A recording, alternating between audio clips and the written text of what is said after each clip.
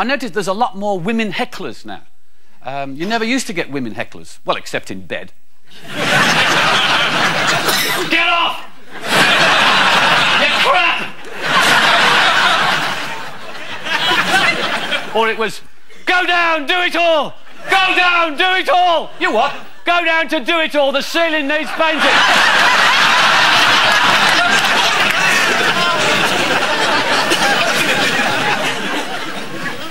And all those comedy groupies wanting to have hot monkey sex with you. I know they're out there. If I knew where they lived, I'd send them some tickets. I said. And of course, loads of drugs on tour. Vic Sinex. Deep heat. You know. Snorting Complan. Oh, wonderful. But actually, I mean, there's all this hullabaloo at the moment about trying to legalise cannabis. Okay, but what is interesting is if they do legalise cannabis, it will still be an illegal drug in sport. Don't you think that's strange? What they're saying is that cannabis is a performance-enhancing drug. You've got to be on it to make a decision like that, haven't you? I mean, what they're saying, you're going to run 100 metres faster because you're on the weed.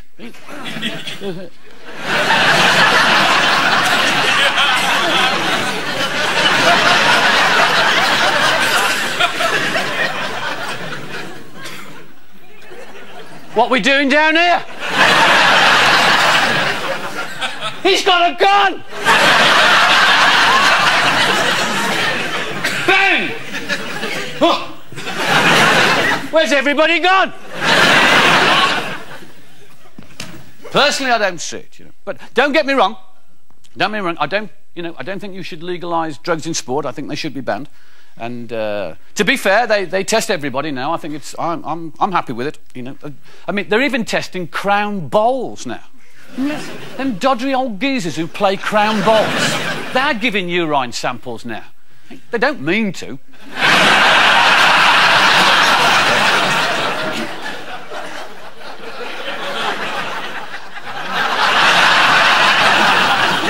Off for a drug test, Frank.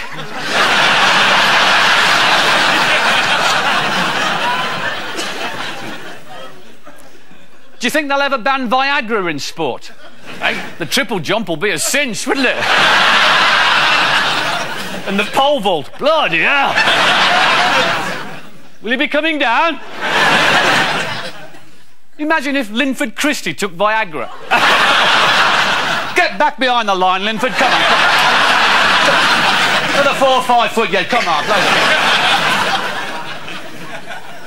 It's amazing what they do with drugs now, isn't it? And there's a drug for shyness now. Who's going to ask for it?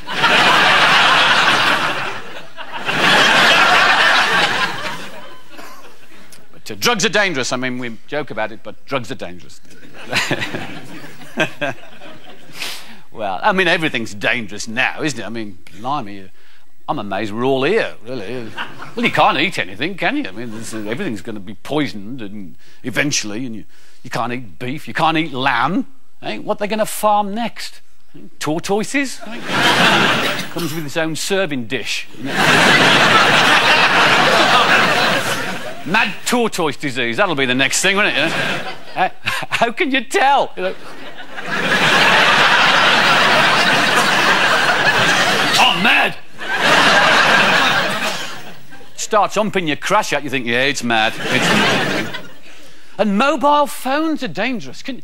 I mean, have you been reading about this? Mobile phones are dangerous. I can't believe what's going on out there. And they've been doing this research in this university up north. And apparently mobile phones emit these incredibly strong microwaves, which like cook you. The latest ones have got a warning sound. After 5 minutes of conversation, it goes ding! And your earwax is ready. No, seriously, they've been doing this research in this university up north, right, on gerbils. And, well, don't ask me, I'm not a scientist. And what they've been doing is strapping mobile phones to the backs of gerbils to see if it affects them. Of course it bloody affects them. What's bloody mobile about these then? I can hardly get in me wheel now, can I? Can't I go back to the cigarettes? And it's costing this university a fortune because the gerbils have discovered chat lines. Gerbil 1-to-1 and gerbil sex lines. Hey, 3 in a wheel, yeah. Hey, honey, I'm hung like a rabbit. We're having an S&M party. Bring your own hedgehog.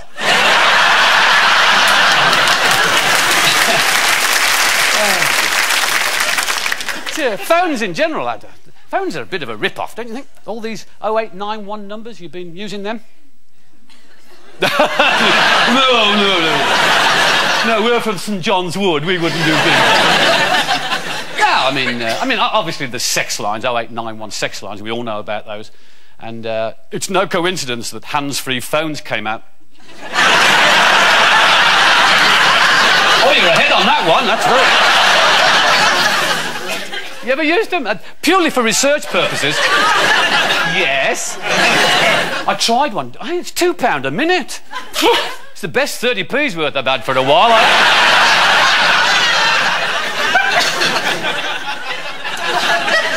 But it's all these programs that try and get you to phone in. You know, radio stations phone in and win stupid things like fridge magnets or something. And it's only morons that phone in. I mean, well, it's 70p a minute to win a fridge magnet. You've got to be a moron, haven't you? That's why the questions are so moronic, you know. What is the capital of Great Britain? Is it A, London, B, 1948?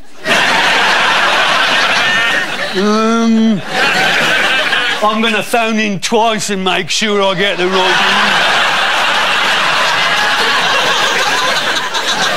Hello?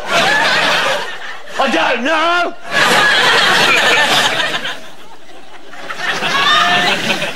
And newspapers are on the same scam. They are a bit more subtle. They sort of decide the issue of the day, you see. But basically, it's to get your money in, you know. And the Sun wants it both ways. They want you to send your money in, but they also want you to decide the issue of the day their way. So if you get a question like, should Britain join monetary union with Europe, you wouldn't get that in the Sun. They'd say something like, should Britannia abandon the dear old pound to the faceless socialist bureaucrats of Brussels, leaving the toothless British lion to face the hunchback kraut bankers and other assorted garlic munching spicks, frogs, clugs and itards?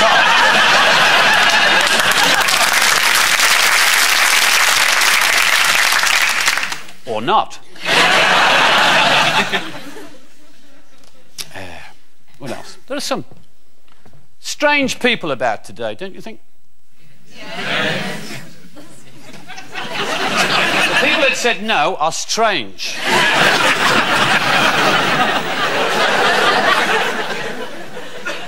I went to my auntie's about 4 or 5 weeks ago, and we were watching television, and Crime Watch was on, and they put this picture up of a bloke, and they said, have you seen this man? And my auntie phoned in and said, no.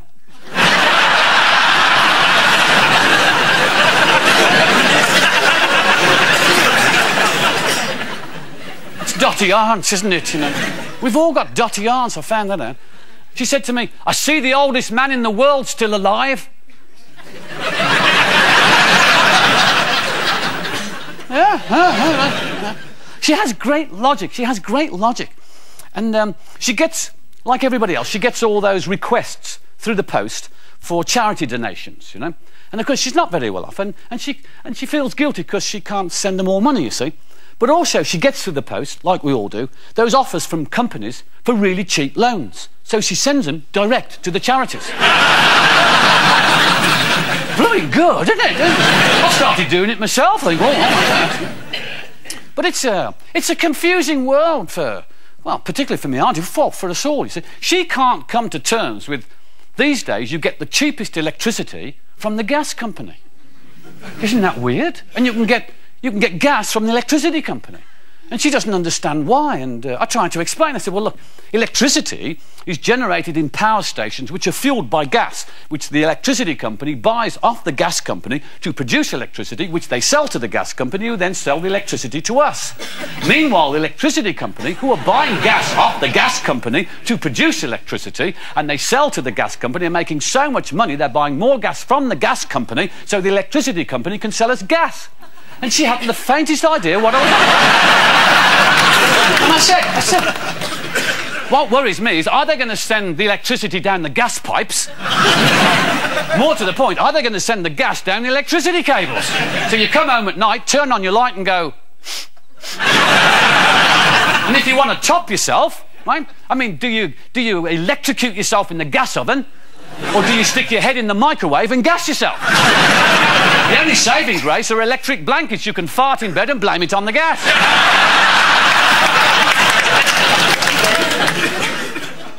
Then you can complain to one of those utility companies, you know, off tel, off gas, off gen, and the water one, off piss. At home, we've had a water meter fitted. Oh, just forget it, I tell you what. I mean, I can't... Since when has water become liquid gold? I mean, they send me bills, I go, what? Are these in lira? If my house catches fire, I've got a decision to make.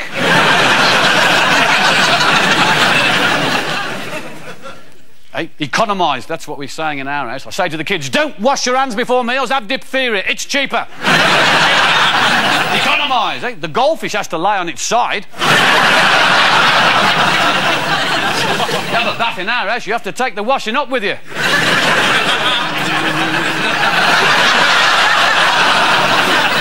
You only mistake the cheese grater for the loofah once.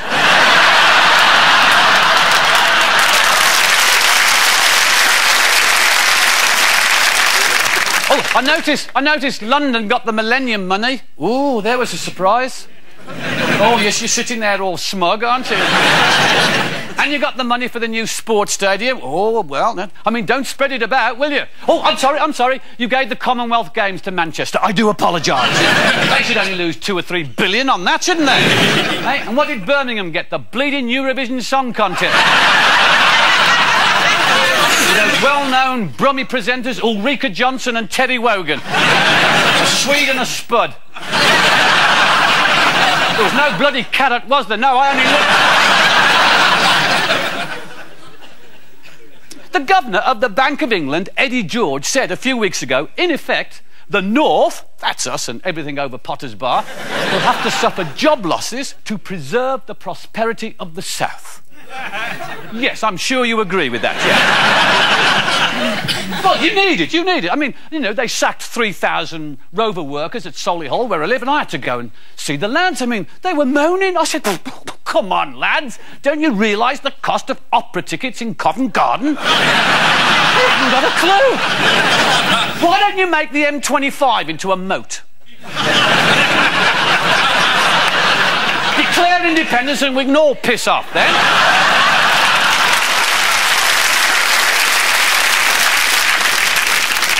With the M1 and Virgin trains, you can't get into London anyway. I wonder about Richard Branson and Virgin.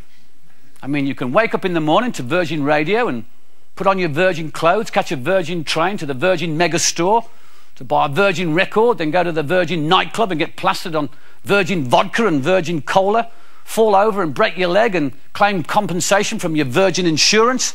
And with the money you can go on a Virgin holiday with Virgin Airlines to the Virgin Islands.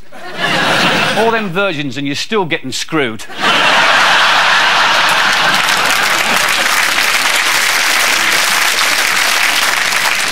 Anyway, I've given up on trains these days. I go everywhere by car.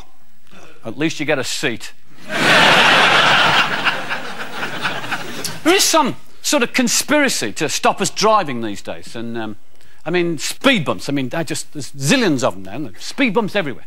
And when did they start calling speed bumps and not sleeping policemen? Because there was a certain satisfaction about driving over a sleeping policeman. Oh, yeah. I think I'll just back over that one. There is this theory that if you hit speed bumps at 120 mile an hour, you don't feel them. Wrong. I hit the first one, missed the next 13, and spent the rest of the week looking like Clyde Anderson, you know. You ever been driving in your car and you've just done about 20 miles and you can't remember a damn thing? You start thinking things like, shouldn't I be in the front? This is not my car. I've got a radio and it's got a button on it, and you press it and it gives you automatic traffic information from wherever you are, you know. It's got TI on it, so I suppose it's traffic information.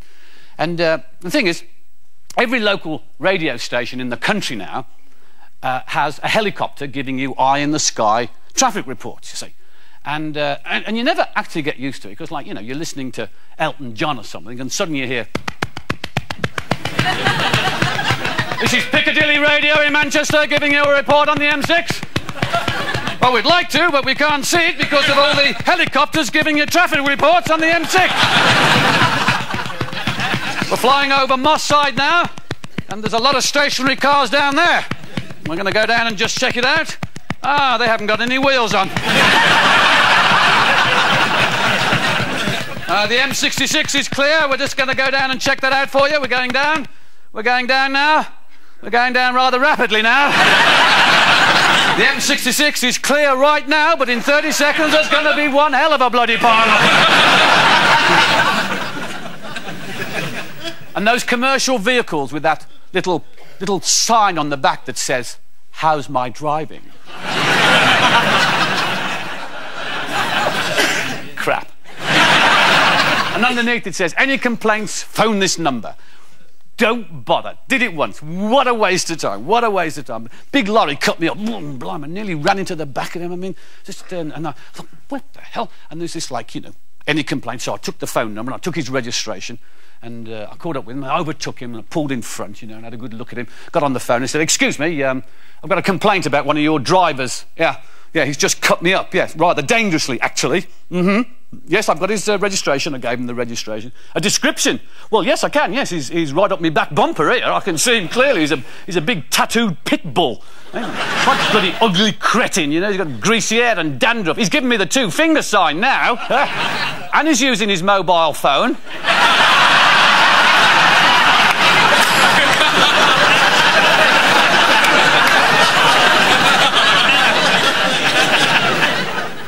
He's put it down now. Hello? I phoned back and apologised. And speed cameras. These are self-defeating now. Speed cameras are self-defeating, I think, because once you know where they are, then they become ineffectual, don't they? I mean, I come in on the A40 into London. I mean, it's back to itself now, as it used to be, you know. When you know where they are, that's it, isn't it? Tootle, tootle, tootle, tootle.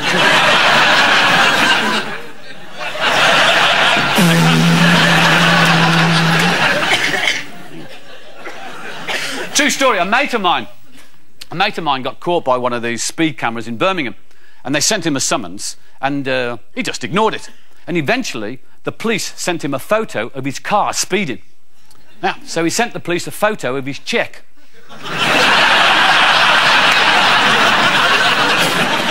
And the Birmingham police have got a great sense of humour because they sent him a photo of a pair of handcuffs.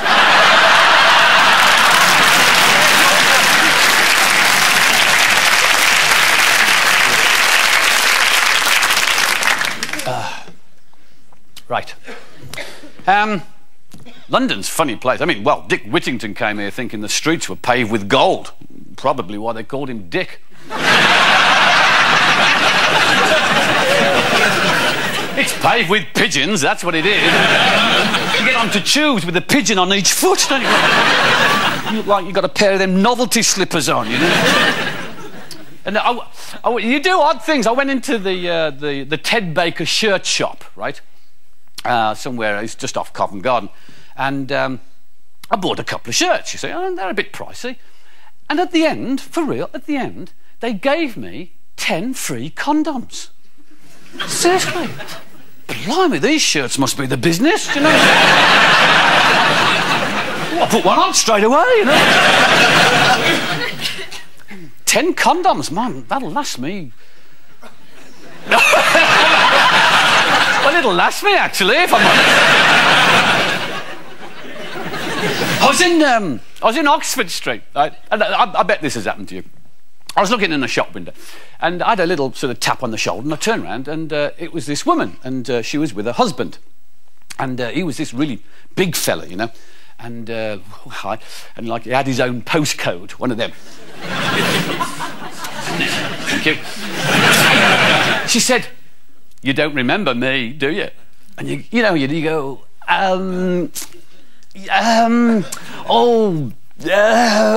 no.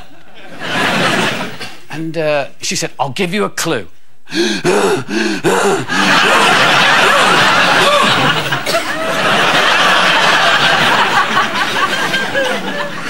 We did woodwork together. And she said, no, you were doing a show and I had an asthma attack. And you helped me out. And I thought, well, I'd remember that, you know. And I couldn't bring it to mind, and she went on. And after about 5 minutes, I realised she thought I was Frank Skinner. He's a West Bromwich Albion fan. Her husband worked for Argos. Says it all, doesn't it, really? Argos is staffed entirely by people who have failed their Woolworths exams.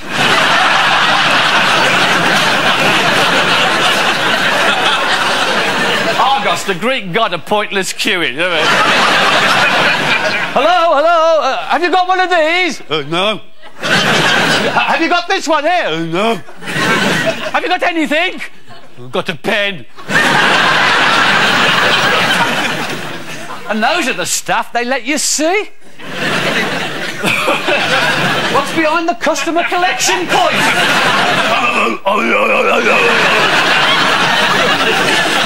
See the odd pair of Claudans come out with a box.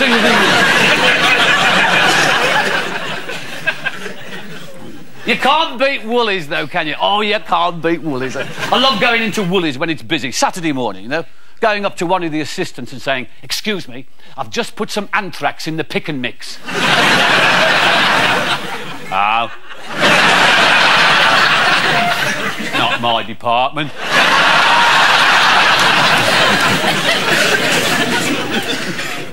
I was in Woolies in Birmingham last year, just before Christmas. And I was near that small jewellery section they have, you know. And there were two girls, they'd be about 15, something like that. And one of them was buying a crucifix, you see. And she said to her mate, she said, "It's a bit plain, isn't it?" And she looked at the assistant and she said, "Have you got one with that little bloke on it?"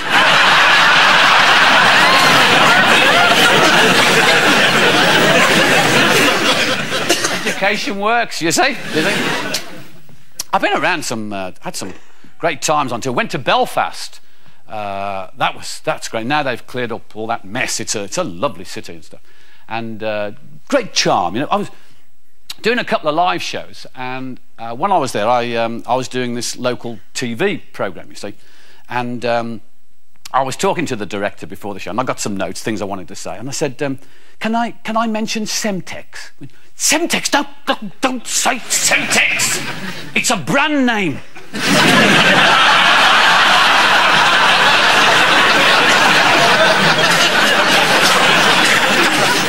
And I checked in. I stayed at the Europa Hotel in Belfast, and then the receptionist said to me, she said, "Well, how did you hear about us?" News at 10.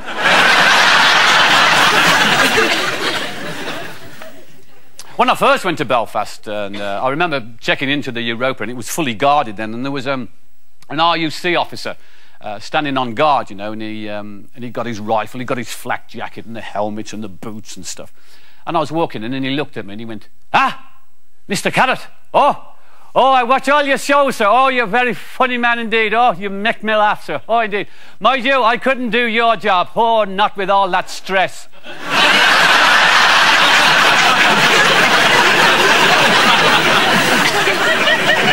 And I went to Newcastle. Anybody from Newcastle? Good. No, when you're onto it, I mean, when you finish the show, you're always hungry because it's best not to eat before you work. And, of course, after the show, it's fairly late, so basically you're down to curries or Chinese, you know, and I'm not that keen on Chinese. So I'm a bit curried out, I have to say that. But in Newcastle, they've got a new curry, OK? Because Newcastle's a very hard city, you know, like, would you like a dandruff salad, like, you know? Well, you see all the Newcastle United supporters, don't you? You know, like in midwinter, they're stripped to the waist going, why, yeah, it's bloody hot on the ground today, like, you know? And half the population wear them football shirts with the stripes, you know? They look like walking barcodes. They cock up the tills at Sainsbury's, I can tell you. And they've invented this new macho curry in Newcastle called a magmaloo. Okay. Yes. Oh, someone's had one. There you go. Well, you know, I mean, if you're into curries, fine. The hottest I've ever had in my life is a fowl. Okay? A fowl. There's a vindaloo, a tindaloo, and a fowl. And I had a couple of spoonfuls, and I thought, I've swallowed a marine distress flare.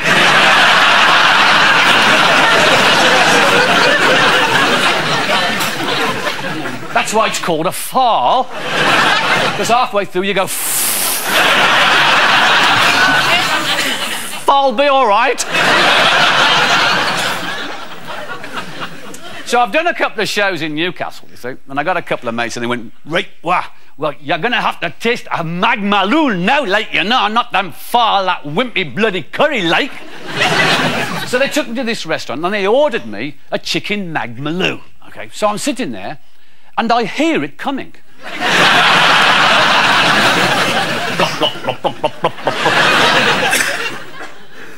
And they serve it in these bowls made out of shuttle re-entry tiles. And I put my spoon in and it didn't come out. And you can order a side dish of Savlon.